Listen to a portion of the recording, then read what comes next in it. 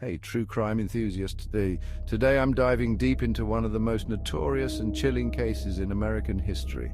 Lizzie Borden. You've probably heard the rhyme. Lizzie Borden took an axe and gave her mother 40 whacks. But what's the truth behind these haunting lines? Let's rewind to August 4th, 1892. It was a sweltering morning in Fall River, Massachusetts. Andrew and Abby Borden were found brutally murdered in their home. Andrew's face was unrecognizable, and Abby, struck from behind, lay in a pool of her own blood. The prime suspect, Lizzie Borden, their daughter. But why would Lizzie commit such a heinous act? The Borden household was no happy family. Tensions ran high, especially over money and inheritance. Lizzie and her sister Emma believed they deserved more from their wealthy father. Now, on to the evidence. First, the famous hatchet. Police found a broken hatchet head in the Borden basement. It was suspiciously clean, almost too clean. Lizzie's contradictory statements also raised eyebrows. She claimed to be in the barn during the murders, but her alibi was shaky at best. And then there was the dress. Witnesses saw Lizzie burning a dress just days after the murders. She claimed it was stained with paint, not blood. But the timing was highly suspicious. And let's not forget the motive. Lizzie stood to gain significantly from her father's death, inheriting a substantial fortune. Despite all this, Lizzie was acquitted. The jury, all men, couldn't fathom a woman committing such a brutal crime. Lizzie's stoic demeanor and the lack of concrete evidence played in her favor. Yet even in freedom, she lived under a cloud of suspicion until her death. So did Lizzie Borden get away with murder? The evidence is compelling but circumstantial. Over a century later, the case remains unsolved, leaving us with more questions than answers. Thanks for tuning in, and let me know your thoughts in the comments below. Do you think Lizzie was guilty or innocent? Don't forget to like, subscribe, and hit the bell icon for more deep dives into true crime mysteries. Until next time, stay curious and stay safe.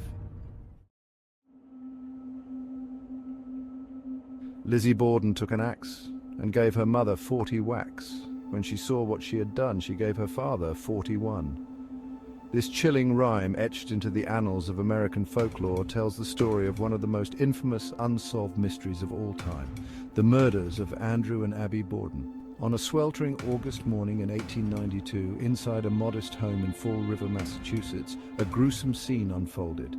Andrew Borden, a wealthy and austere businessman, lay dead on a downstairs sofa, his face brutally hacked beyond recognition. Upstairs, his wife Abby met a similarly horrific fate, her body discovered sprawled on the floor, her life taken by a series of violent blows.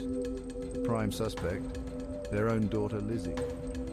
The Borden murders sent shockwaves through the nation, gripping the public imagination with a potent mix of horror, suspicion, and insatiable curiosity. How could a seemingly ordinary woman from a respectable family commit such a heinous act?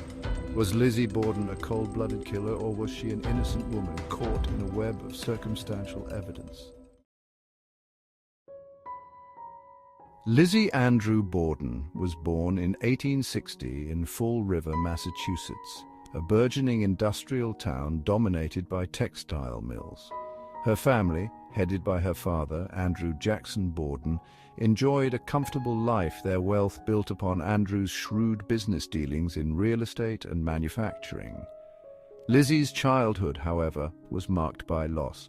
Her mother, Sarah Morse Borden, died when Lizzie was just 3 years old, leaving a void in her life that would never be filled. 3 years later, Andrew Borden remarried, bringing Abby Durfee Gray into the Borden household as Lizzie's stepmother. The relationship between Lizzie and her stepmother was strained, marked by resentment and a clash of personalities. Lizzie, described as quiet and withdrawn, chafed under Abby's more assertive nature and her attempts to exert control over the household. The morning of August 4th, 1892, dawned hot and heavy in Fall River. Inside the Borden residence, a sense of normalcy hung in the air. Bridget Sullivan, the Borden's maid, went about her morning chores, while Lizzie tended to household tasks. Andrew Borden, having returned from his usual rounds of business in town, settled on a sofa in the downstairs sitting room for a nap. It was then that the peace was shattered. Around 11 o'clock, Bridget heard Lizzie's chilling screams echoing from the top of the stairs. "Maggie, come down! Someone's killed Father!" Bridget rushed to find Andrew Borden lying in a pool of blood, his face and head brutally mutilated by what appeared to be an axe. The horror of the scene was compounded by the discovery of Abby Borden's body upstairs. She too had been hacked to death, her body cold, suggesting she had been killed earlier that morning. The brutal nature of the murders and the shocking possibility that a daughter could kill her own parents sent shockwaves through Fall River and beyond. Lizzie Borden, with her quiet demeanor and lack of a convincing alibi, quickly became the prime suspect. The trial, which began in June 1893, became a media sensation. Newspapers across the country chronicled every detail, painting a picture of a dysfunctional family, simmering resentments, and the potential for a cold-blooded killer hiding in plain sight. The prosecution presented a case built on circumstantial evidence.